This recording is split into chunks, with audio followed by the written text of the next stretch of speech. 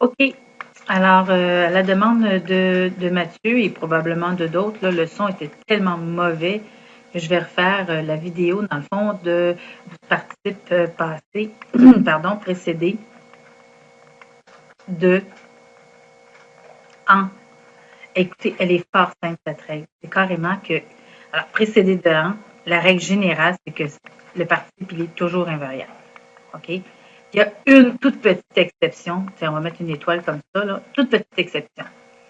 Quand le en est précédé du que, alors, dans une phrase, quand il y a un en, OK, et qu'en avant, il y a un que, ça veut dire que ce en-là, il est CI et que ce que-là, il est CD. Alors, je vous donne un exemple. Et à ce moment-là, donc, le PP qui est va donc s'accorder avec le CD qui est placé en avant, même si on a un en. Alors, la seule fois, c'est quand il y a un que avant le en. Par exemple, les souvenirs que j'en ai rapportés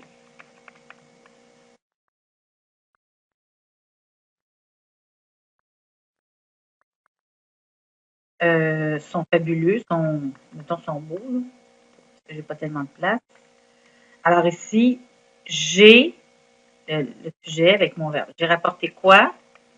Ben, j'ai rapporté que, qui est le CD, mis pour souvenir, donc masculin pluriel. Et mon en ici, c'est un de quelque part. Hein, on sait, j'ai rapporté quelque chose de quelque part. Donc, comme c'est un de, ben, c'est un R, ça c'est un T. Alors, le en ici, c'est un CI. OK?